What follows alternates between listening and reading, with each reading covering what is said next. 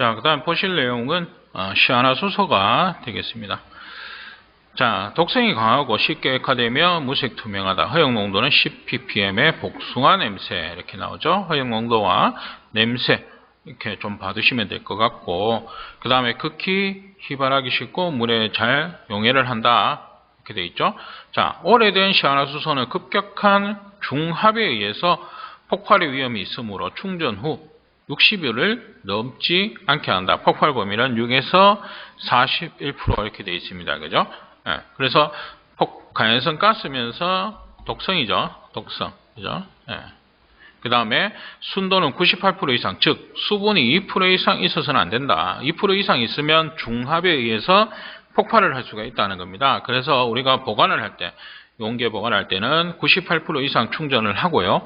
그 다음에 24시간 정치를 시킵니다. 정치. 예, 놔두고요. 24시간 놔뒀다가 옮긴다는 얘기입니다. 그 다음에 60일이 경과되고 나면 60일 이내에, 그죠? 이내에 다른 용기에 재충전한다. 그래서 착색되지 않으면, 색상이 변하지 않으면 뭐 그냥 놔둬도 되는데, 기본적으로 60일 이내에 다른 용기에 재충전한다. 그래서 뭐냐면 순도 98% 이상, 즉 이제 수분이 2% 이상 들어왔을 경우 중합 폭발. 그래서 가장 대표적인 우리 중합 폭발의 형태를 우리가 시아나수소다 이렇게 볼 수 있습니다. 그죠? 그래서 시아나수소 안정제, 자, 쭉 나오고 있는데 요거는 조금 기억을 해 두셔야 되는데 체크해 두시고, 그래서 시아나수소는 독성이면서 가연성이다. 그러면 독성의 허용 농도, 그 다음에 냄새, 특유의 냄새 이렇게 됩니다. 복숭아 냄새. 그래서 뭐 복숭아 냄새가 나면서 어떤 가스는 뭐냐 이렇게 했을 때 이제 볼 수 있고요.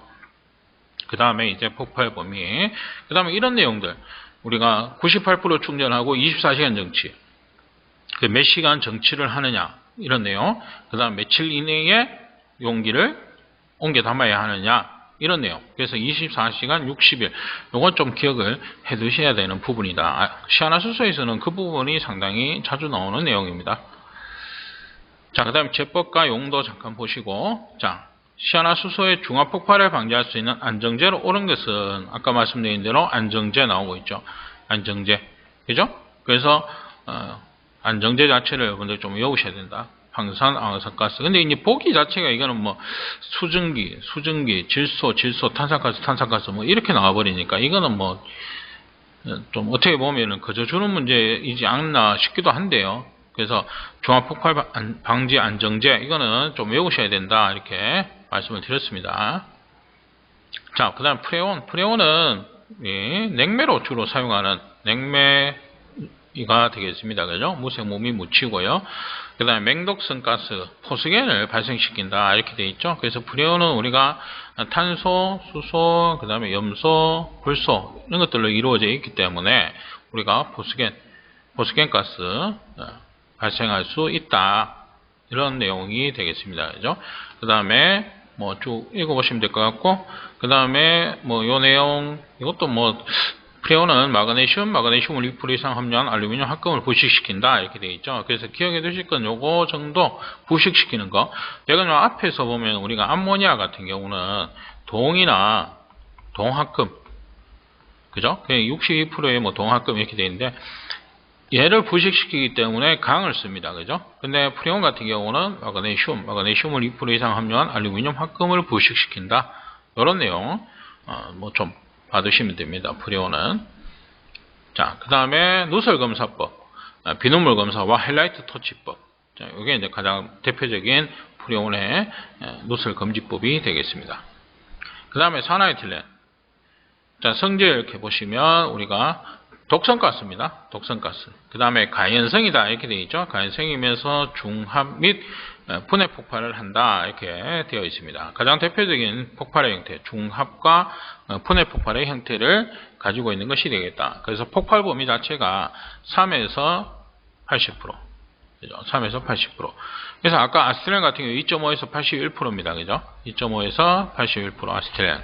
그래서 아스틸렌 다음으로 넓은 것이 산화에틸렌이다. 이렇게 보시면 됩니다. 그죠? 그 다음에 뭐 수소. 그 다음에 뭐 일산화탄소 이런 순서일 겁니다. 그래서 폭발 범위 넓은 것들은 좀 알아두셔야 되고, 얘도 마찬가지입니다. 독성이면서 간생이죠. 그래서 문제 자체도 아까 말씀드린 대로 독성이면서 간생이 가스가 아닌 것은 이런 식으로 나올 수가 있기 때문에 이런 것들 성질은 좀 기억해 두셔야 되고, 폭발 범위 뭐 1등, 2등, 3등 이런 정도는 아셔야 돼요. 그죠? 다 못 외우시더라도. 그래서 제일 넓은 거 1, 2, 3 그죠? 순서상으로. 그 다음에 LNG, LPG 이런 것들은 좀 기억을 해 두시면 되겠습니다. 그 다음에 제법과 용도가 나오고 있습니다. 그 다음에 산화에틸렌 취급 시 주로 사용되는 제독제. 제독제는 어차피 뭐 뒤에 가면 나오겠지만 참고적으로 산화에틸렌 제독제는 다량의 물이 사용이 되고 있다 이렇게 되어 있습니다. 그죠? 제독제로는 우리가 물, 마찬가지 물, 암모니아도 우리가 물에 잘 녹는다 이렇게 되어 있죠. 그래서 암모니아도 물을 사용하고 산화에틸렌 물을 사용한다 이렇게 되어 있습니다. 자, 그 다음에 에틸렌이 되겠습니다. 물에 잘 용해되지 않으면 알코올 에틸렌은 잘 용해가 되고 무색의 달콤한 냄새를 가진 마취성 가스다. 중합 반응을 일으킨다 이렇게 되어 있죠. 용도가 나오고 있고, 뭐 참고적으로 간단하게 보시면 되고요. 포스겐, 앞에서 포스겐 우리가 일산화탄소, 그 다음에 염소, 그죠? 염소와 일산화탄소. 그래서 일산화탄소 할 때도 나왔고 염소 할 때도 나왔습니다. 그 다음에 프레온 할 때도 나왔고. 그래서 포스겐은 0.1 ppm 허용농도 아주 맹독성의 가스입니다. 그죠? 그 다음에 염화카보닐이라고 하며 이렇게 되어 있죠. 자극적인 냄새가 난다.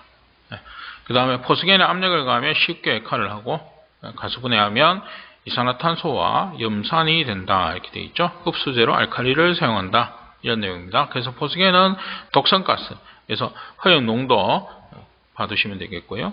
그 다음에 제법 나오죠. 일산화탄소와 염소로부터 제조한다. 그죠? 활성탄. 촉매로 우리 활성탄을 사용합니다. 그래서 촉매, 이 내용 활성탄. 그건 좀 기억해 두시면 되실 것 같고. 그 다음에 용도 이렇게 보시면 이런 내용 나와 있습니다. 그 다음에 아황산가스. 자, 무색에 끼치면서 강한 자극성 냄새를 가진 독성가스다 이렇게 되어 있죠. 허용농도는 5ppm이고 물에 용해되어 산성을 나타낸다. 제법, 황을 연소시켜서 발생시킨다 이렇게 되어 있죠. 그래서 황이 완전 연소됐을 때 생성되는 물질 이렇게 얘기해서 아황산가스가 되겠습니다. 자, 그 다음에 황화수소. 자, 성질 나오죠. 무색이면서 달걀 썩는 냄새를 가진 우리 독성가스다 이렇게 되어 있습니다. 그 다음에 공기 중에서 잘 연소한다. 독성이면서 그러면 얘는 독성이면서 가연성 이렇게 되겠죠. 그래서 폭발 범위, 이건 폭발 범위까지는 모시더라도 일단 기본적으로 독성이면서 가연성이라는 거 이런 정도는 조금 기억해 두시면 되고, 그 다음에 연당지와 반응해서 흑색으로 변화시킨다 이런 정도. 그 다음에 용도, 환원제로 주로 쓰인다는 것이죠. 그래서 문제 우리 잠깐 보시면 폭발 항하값이 가장 낮은 가스는 이렇게 나옵니다. 그래서 폭발 범위를 말씀드린 겁니다. 그죠? 폭발 범위가 상당히 중요하다. 그래서 황화수소 지금 보시는 것처럼 4.3에서 45%, 암모니아 15에서 28%, 산화에틸렌 3에서 80%, 프로판이 2.1에서 9.5% 이렇게 돼 있죠. 그래서 우리 부탄 프로판이 폭발 범위가 상당히 낮았습니다. 그죠? 그러니까 상하값도 되게 낮았는데 이런 것들 좀 보실 수 있죠. 그래서 말씀드린 게 산화에틸렌 이런 것들은 뭐냐 두 번째로 넓다는 거예요. 폭발 범위가. 그래서 아세틸렌, 산화에틸렌, 수소 이런 것들은 좀 기억해 두셔야 되고, 암모니아는 다른 의미로 왜 그러냐면 가연성 가스이지만 이 가연성 가스의 어떤 기준, 그러니까 방폭 구조라든지 이런 것들을 따르지 않는다는 거죠.